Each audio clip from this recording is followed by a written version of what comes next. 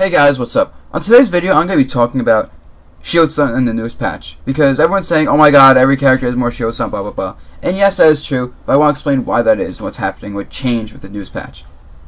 And big shoutouts to Smashboards. There's a thread which I'm going to link in the description and comments below of people who just went through and figured out what's happening with this newest patch in shield stun. So none of the stuff I'm saying I figured out.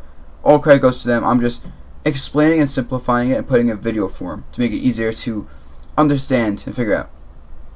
And so, before we get into actual shield stun, I gotta talk about frame data. So, in this game, Smash Brothers, there are 60 frames in a second, or every frame is 1/60th of a second. And this is very important to know. And so, another thing I want to talk about before I actually explain what happened is shielding itself. So, there's 4 stages to shielding in this game. So when you shield, first you perfect shield. These first few frames you move, hit during this phase, you get perfect shield. Simple as that. After that is shield lock. Shield lock is you're stuck shielding right now. You can't drop shoot, you can't roll, you can't attack. You are just stuck in your shield during shield lock. And this is the thing that changed the most in the newest patch in terms of shield stun. Afterwards is, I guess, not shield lock. You're just, of course, not stuck in your shield. You can jump, you can grab, roll, and spot dodge. And then finally is shield drop, which is just when you drop your shield, you're stuck in an animation of you dropping your shield. You can be hit again, you're vulnerable. And this is what you gotta do if you don't want to jump, grab, spot dodge, or roll out of shield. And so, why is this important? So, pre-patch, if you were hit during your shield lock frames, the shield stun was added to shield lock. So basically, I'm gonna make up numbers. These are not even close to correct. Let's say power shielding ends on frame 5. And then shield lock itself lasts from frame 5 to frame 10. And so let's say you hit by a move that has 5 frames of shield stun on that first frame of shield lock. Or you hit on frame 5 of your shield with a move with 5 frames of shield lag. What would happen is, since it's added, it would go 5 frames power shield, 5 frames shield stun, 5 frames shield lock. So you'd be able to do things out of shield on frame 15.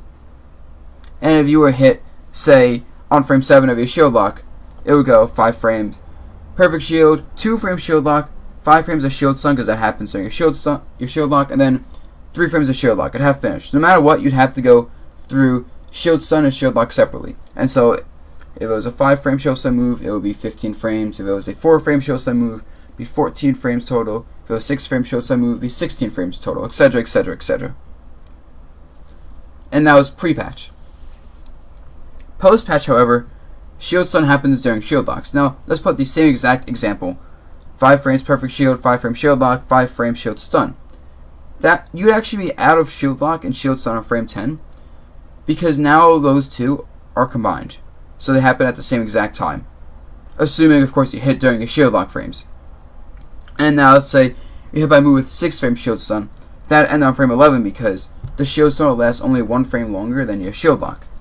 And if, of course, you hit on frame with a 4 frame shield stun move during your shield lock, you'd actually be out of shield stun before your shield lock is over, because shield stun would finish on frame 4 where shield lock would finish on frame 5.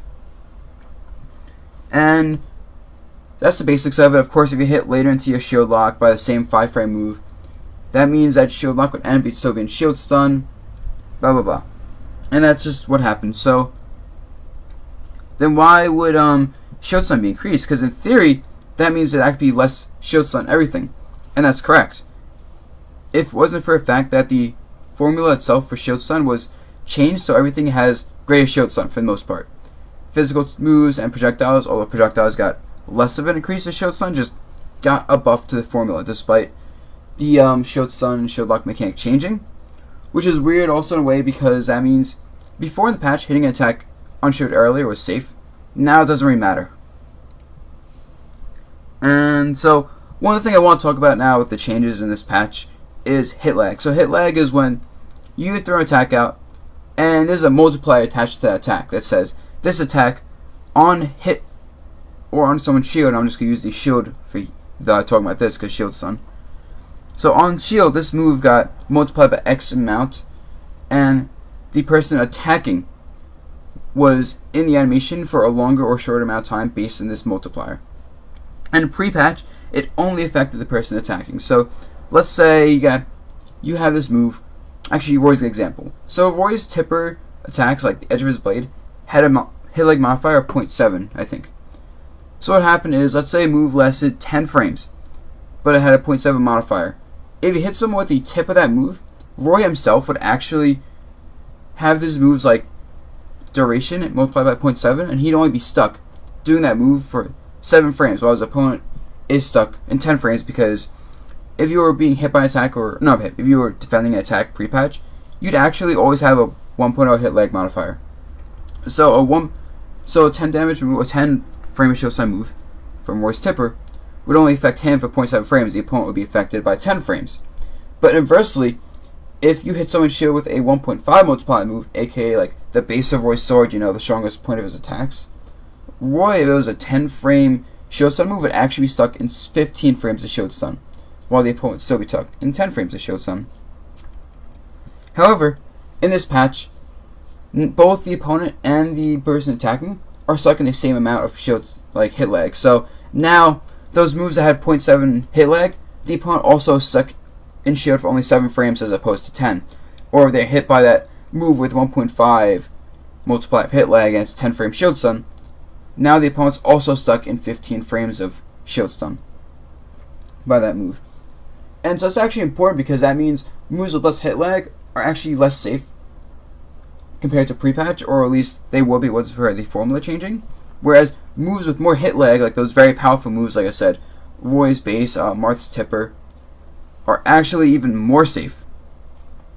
And the last thing to talk about is that, like I said, shield stun in general was just increased across the cast, but also shield stun is related to shield damage, and the more damage a move does, the greater a shield stun is by a significant margin. So, as an example, let's say the difference between a move that has 1 damage and 5 damage would be like the move goes from 3 frames of shield stun to 5. Now, the difference between a move that does 15 damage and 20 damage, let's just say it would be something like 16 frames of shield stun versus 24 frames of shield stun. So, the higher the number is, the greater the difference is between the numbers. And that is like what happened with shield stun in a nutshell in this patch. So guys, if you have any questions, let me know. I tried to explain this as simply but correctly as possible. The numbers themselves you can actually find in the thread I'm linking below, so you want to figure out the math for your moves and the attacks and what is safe and what isn't based on frame data. You can do that at the formulas, like I said, in the thread below. So that's it, guys. Hope you enjoyed this video. Hope this video made sense. Hope you understand what happened in this patch, and I'll see you guys for my next video.